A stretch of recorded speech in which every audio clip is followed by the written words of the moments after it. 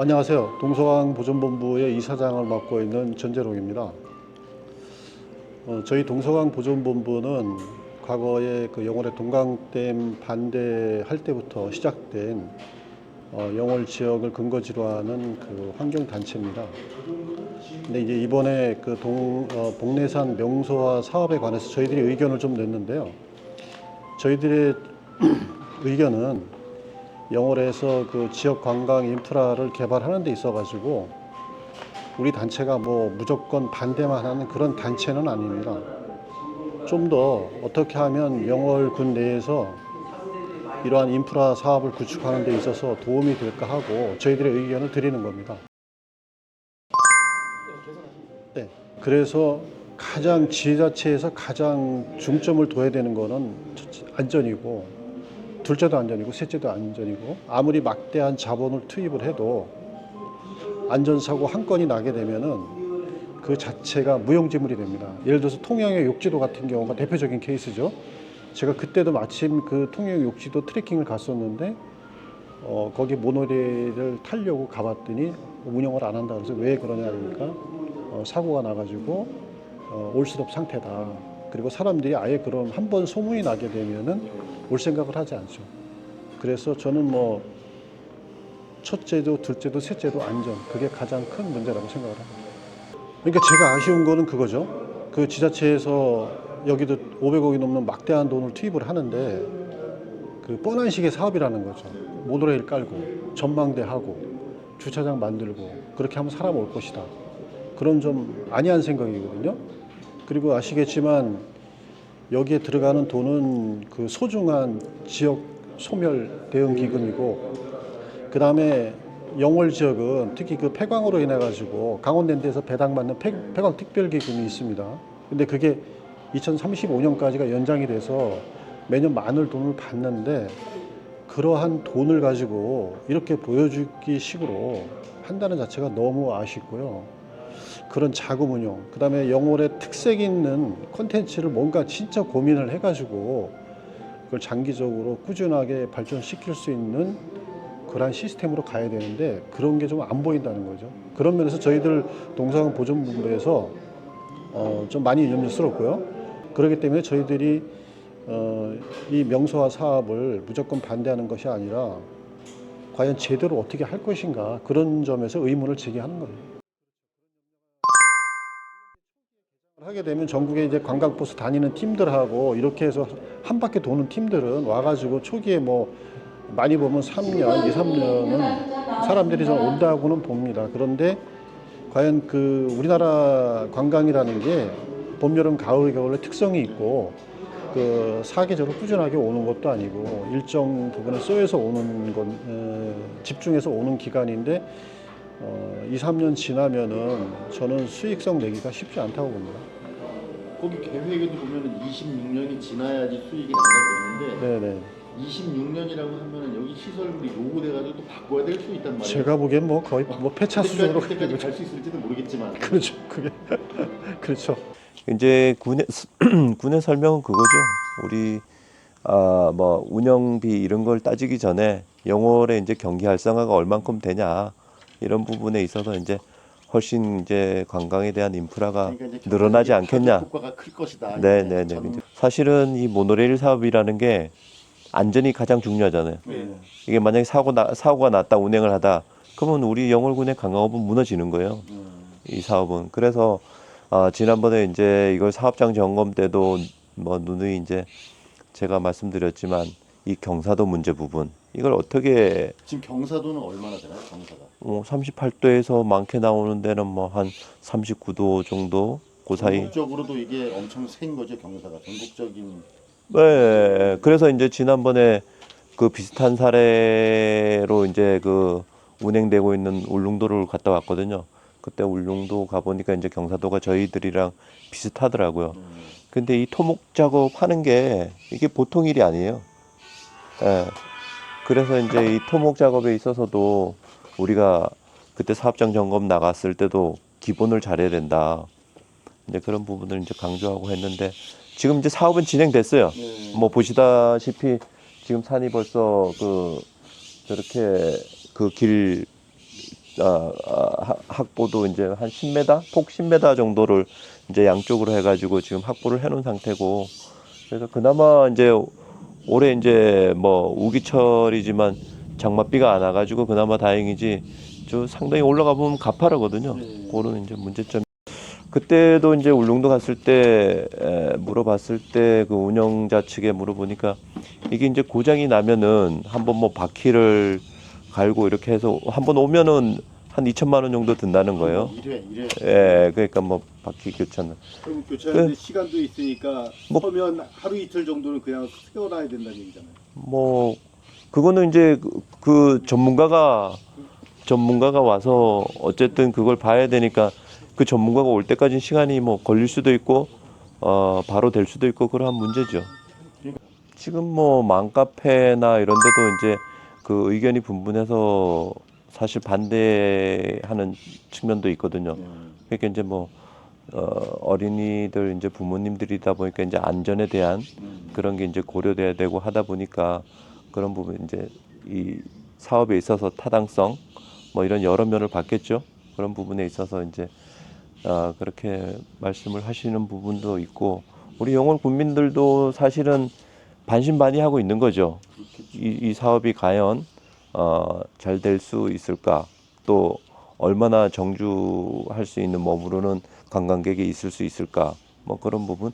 그리고 사실 덕포리 주민분들은 다 거의 찬성이에요.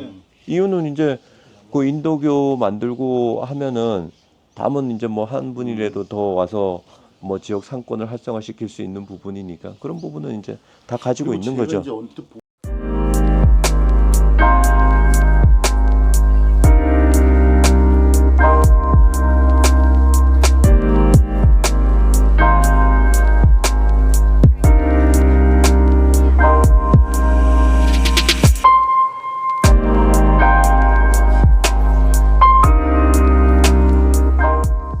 그래서 보니까 복례사업 명소 사업은 영월 관광 인프라를 구축하기 위한 사업이에요. 이게 첫 번째가 복례산 799m에 모노레일을 설치하고 정상에 55m짜리 탑을 세운다는 거거든요. 이게 가장 이게 메인 사업인데 여기에 560억이 들어가는 거예요. 그러면은 560억이 들어가가지고 모노레일을 설치하고 그 다음에 전망대를 만드는데, 그러면 이게 기존에 있었던 등산로나 아니면 천문대에 영향을 주느냐 안 주느냐가 되게 중요하다고 생각했거든요. 보니까 모노레일을 설치하고 올라가면서 사람들이 올라갈 수 있는 등산로를 폐쇄를 시켜버렸어요. 그리고 일부는 등산로를 침범하고 있어가지고 등산로를 새로 개척하지 않으면 쓸 수가 없는 데가 되어버렸고요.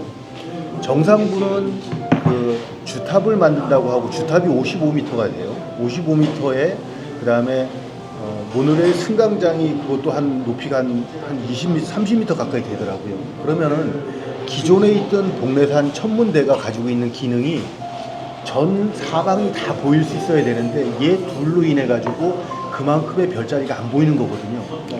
그리고 또 사람들 천문대는 깜깜할 때 별이 보이잖아요. 근데 사람들이 많이 와가지고 야간에 잘 보게 하기 위해서 모노레일 돔에다가 불을 켜고 그 다음에 전망대에다 불을 켜면 기능을 못 하잖아요. 기능이 많이 떨어진다. 네, 기능 못 하는 이런 게 문제가 되는 거 아니냐. 그 문제는 주민들이 이 명소화 사업을 진행하고 있는지를 인지를 못하고 있다라는 사실들이에요. 그러니까 영월군에 살고 있는 은민들만 좀 알지 네. 다른 국민들은 많이 떨어져 있기도 하겠지만 그러나 후보도 되어 있지 않아서 이 명소화 사업이 진행하고 있는지 언제 이게 시작을 해서 언제 끝을 내고 있는 건지 문제는 또 뭐 26년 후에 투자비가 회수된다고 하는데 뭐 그런 것까지 예산까지 아무것도 국민들은 전혀 모르고 있었다라는 그러니까 설문조사도 국민들은 참여하지도 못했고 그다음에 홍보도 되어 있지 않은 상태에서 이 일이 그 막대한 그 예산이 투입이 돼서 그러니까 봉래산 명소화 사업의 지금 핵심 주 사업은 모노레일을 타고 봉래산을 올라가는 거거든요. 네. 근데 이게 정말 위험한 게 모노레일이 만약에 고장이 나면 이거 한 번 와서 고치는데 들어가는 비용이 2천만 원 정도가 된다라고 얘기하고 한 번 서 있으면 이게 하루 이틀 서 있지 않을 수도 있다라는 거잖아요. 그러면 나머지 부수적으로 모노레일이 된다는 전제에서 만들어왔던 전망대나 아니면 현수교나 이런 주차장이나 이런 데 들어간 돈은 어디에서 회수할 수 있으냐고 하는 거죠. 그리고 만약에 지금은 언론들이 워낙에 SNS가 다양하게 돼 있잖아요. 문제가 생겼어, 모노레일에. 그러면 사람들이 여기로 오겠냐라는 거죠. 그러면 이미 기대수 비용이 다 들어가 있고 거기에 지금 일자리 창출 사업이라고 해가지고 영월군에서 50명이라는 사람을 뽑아서 일자리를 만들었다고 얘기하는데 이 사람이 인건비는 뭘로 만들어 될 거냐는 거죠. 그래서 군에다가 물어봤어요, 제가. 그랬더니 군에서 답변 나온 게 뭐냐면 공공사업으로 진행하는 거라고 해서 영월 적자가 나면 영월 군비 내면 된대요.